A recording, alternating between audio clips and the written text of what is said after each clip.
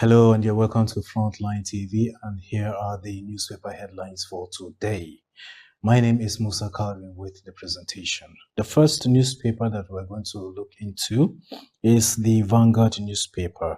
The leading story from the Vanguard newspaper says how Soludo's tsunami swept all 21 local government areas, and also Governor hails INEC security agencies. The poll records best turnout in 20 years. Candidates, stakeholders, fates, governor, winners and losers. All this has to do with the Anambra showdown on how Soludo's tsunami swept all 21 local government areas. And also still from the front of the Vanguard newspaper, federal government exceeds 2025 borrowing target by 55.6%. And also downside of Vanguard newspaper, you see the leading story of autonomy, no evidence to show allocations reached local government directly, says ICPC and others. And also UK warns against travel to 6 states. UK warns against travel to 6 states. US watch list, Nigeria not in religious war, says NSCIA. Anglican primate to federal government, seek foreign help if you can't stop killings. These are the leading stories that's obtainable from the Vanguard newspaper, and when you obtain one copy, you'll get the full gist of all the stories you've heard that's making the headlines of Vanguard newspaper. Now moving over to the Nigerian Tribune. The Nigerian Tribune, the leading story, PDP, SDP, LP, ADC reject Anambra Guba results. Says Tinubu, others congratulate Soludo, set up to INEC, hand over Anambra vote buyers, sponsors to EFCC, ICPC, and Soludo is saying, I will work for Anambra people. PDP, SDP, LP, ADC reject Anambra Guba polls. And still from the front of the Nigerian Tribune, Wike grants defaulters in Asokoro, Garki, Wuse, others 14 days to pay 5 million naira violation fee. UK issues a fresh travel warning to Borno, Yobe, Adamawa, 3 others over rising insecurity. And still from the front of the Nigerian Tribune, no work, no pay, unjust, negates fair labor relations, says NASU. And NSCIA attributes security crisis to climate change, poverty, mass unemployment. 90% of Nigerian land real estates have defective titles, says Agbakoba. And also the top part of the Nigerian Tribune says fuel import tariff will strengthen Naira, spur investment, says NECA. Concern as loan sharks re-emerge, results to blackmail, intimidation for loan recoveries. FCCPC assures that they will go after them and also advises Nigerians to stop patronizing them. These are the top stories in front of the Nigerian Tribune. And now it's time for the Leadership newspaper. Let's take a quick look at the leading stories from the Leadership newspaper. Group kick as Islamic Council says no Christian genocide in Nigeria. Supreme Council for Islamic Affairs blames insecurity on poverty, climate change, crime, and also seek foreign help to stop Christian killings. Anglican primate tells Tinubu. That's the main leading story from the Leadership, and also from the top part of it, land use. Wike grants defaulters another 14 days to pay 5 million naira violation fee, and also 15% import tariff. Fuel price shock looms. Major marketers are warning concerning that, and also award affirms our outstanding governance strides, says Governor Sani. Federal government targets $450 million revenue, 350,000 jobs from National Poultry Project, and also group raises the alarm over fresh attacks in southern Kaduna. This one is an unfortunate story. Teenager kills cousin for rituals in Edo State. Moving on to the Daily Trust newspaper, the newspaper you can trust, the leading story says, genocide claim, federal government silent on Amopiton's legal brief. We are not aware, says Senate. And also from the Daily Trust, the leading story, Anambra, LP-ADC candidates rejects results as Soludo re-elected. And also Trump threats markets, stock market loss hits 2.8 trillion naira. Protest in Kogi community over bandits attack. And also, you see the picture of the Ambassador Ahmed Sule, representative of the Ministry of Foreign Affairs, and NACON chairman, together with Professor Abdullah Saleh Usman, during the 2026 Hajj MOU signing between Nigeria and Saudi Arabia held in Jeddah, that is in Saudi Arabia, and also 12th Bayes University convocation ceremony. And these are the leading stories from the newspaper you can trust, which is the Daily Trust newspaper. Now we're going to move over to the Punch newspaper. The leading story from the Punch newspaper this beautiful day is the leading story: PDP crisis, 3,000 delegates set for high-stakes convention. PDP crisis, 3,000 delegates set for high-stakes convention. Makinde, Wike camps trade blows as delegates gear up for the convention.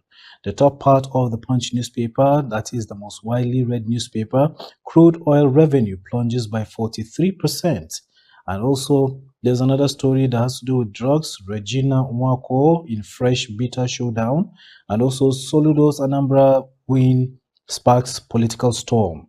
And still from the bottom part of the Punch newspaper, federal government vows tighter security after UK flags northern states unsafe. And also 15 girls rescued from Ondo sex trafficking network.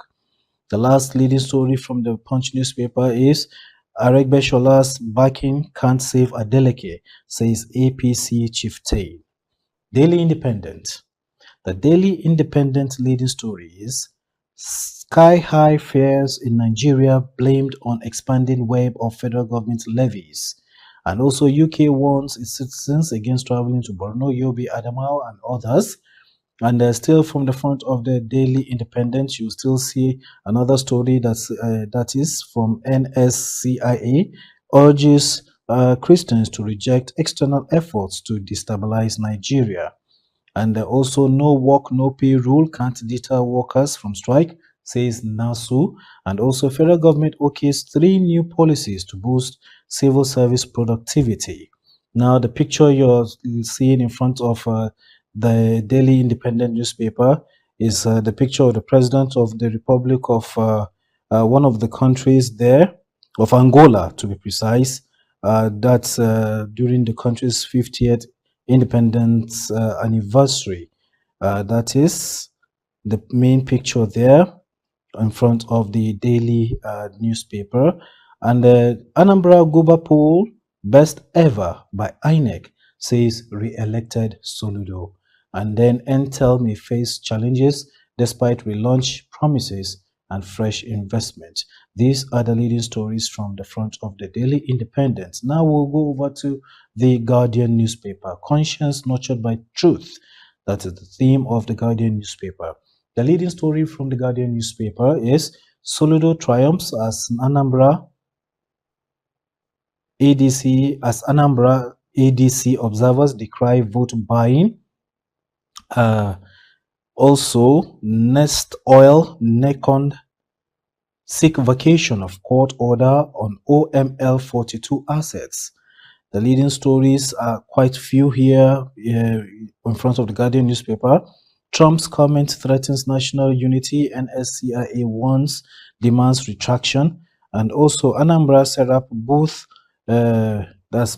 party urge INEC to prosecute vote buyers. And also Nigeria loses $8 billion yearly to idle seafarers, delayed CVFF disbursement. And also IMF, Nigeria discuss reforms, new development plan. And also court hears motion on PDP November convention today. Those are the leading stories from our Nigerian tabloids, and newspaper headlines came to you from Frontline TV. Thanks for watching.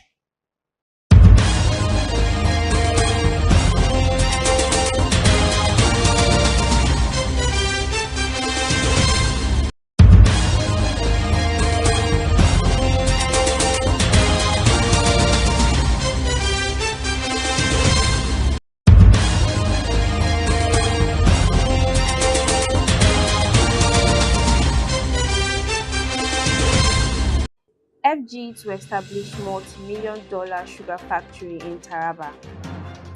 The federal government, through the National Sugar Development Council (NSCDC), has unveiled plans to establish a multi-million-dollar sugar production plant in Taraba State to boost local output and promote self-sufficiency in sugar.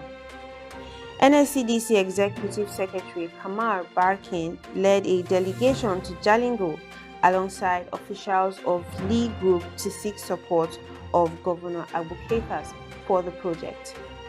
Barkin described the initiative as a major investment that would expand Nigeria's sugar production capacity, reduce import dependence, and drive economic growth. He noted that Taraba passed all technical and environmental assessments, making it ideal for large-scale sugar cultivation. He also confirmed that Lee Group, through its subsidiary GNAAL Sugar, met all requirements as a credible investor with the financial and technical capacity to execute the project. Governor Ketas assured the state's government's full support, pledging to maintain a business-friendly environment for investors. Islamic Council denies claims of Christian genocide in Nigeria. The Nigerian Supreme Council for Islamic Affairs (NSCIA) has dismissed allegations of genocide against Christians in Nigeria. Speaking at a press conference in Abuja, the Council's Secretary General, Professor Ishaq Oloyede, acknowledged that killings had occurred in parts of the country but stressed that they were not targeted at Christians alone. He said some unpatriotic individuals were promoting the genocide narrative abroad to create division among Nigerians and urged the federal government to intensify efforts toward ensuring citizens' safety. The statement comes weeks after U.S. Senator Ted Cruz accused Nigerian authorities of allowing widespread attacks on Christians and the destruction of churches. Also, in another recent development, UK issues fresh travel advisory on Nigeria. The United Kingdom has issued a travel advisory warning its citizens against visiting several parts of Nigeria due to rising insecurities. In its latest foreign travel advice released on Sunday, the UK Foreign Commonwealth and Development Office (FCDO) cited increased risk of terrorism, violent crimes, kidnappings, and intercommunal clashes. The advisory warned against all travel to Borno, Yobe, Adamawa, Gombe, Katsina, and Zamfara states, and against all but essential travel to Bauchi, Kaduna, Kano, Kebbi, Jigawa, Sokoto, Niger, Kogi, Plateau, Taraba, and parts of Abuja. It also noted that violent crime involving firearms has spread from the outskirts of Abuja to more central areas, urging British nationals to exercise extreme caution and have contingency plans in place.